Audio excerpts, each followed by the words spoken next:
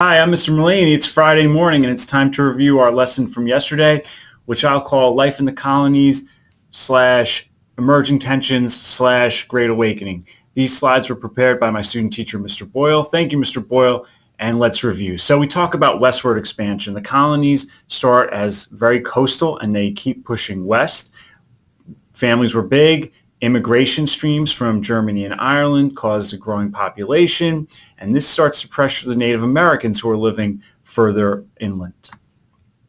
It also starts to put a little pressure on the French. So there's tensions with French and natives. Remember, the French, they settled and colonized the areas where there were a lot of rivers and streams because they were into the fur trade, and so they wanted areas where they could get fur and where they could then quickly ship it out.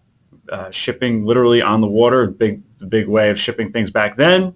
And so the Ohio River Valley becomes very, very contested as the English colonists push up against the Native Americans and the French. This will eventually lead to the French and Indian War, which we'll cover later, also known as the 7 Years' War in Europe, even though it lasted 9 years. But okay, let's just keep going. There's the Great Awakening. This was a revival of religious feeling in the colonies. Religion had not been such a prominent part of colonial life until the Great Awakening. People felt that religion was dry, dull, and distant.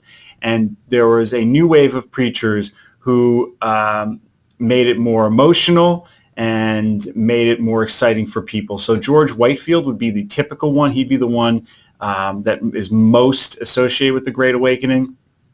He gave these big sermons in open areas before huge crowds. Remember, this is before stadium seating. This is before microphones.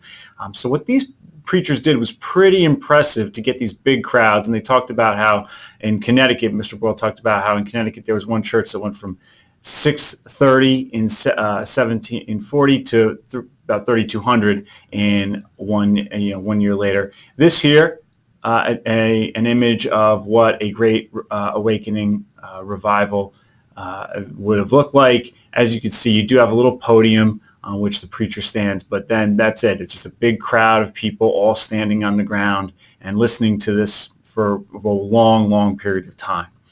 Outcomes of the Great Awakening. This is what we really care about. You have new colleges founded, such as Princeton and Dartmouth, increased religious toleration, the new Protestant movements very willing to work together. So that is a recap of our lesson on emerging tensions and the Great Awakening. Thank you, Mr. Boyle, for these slides.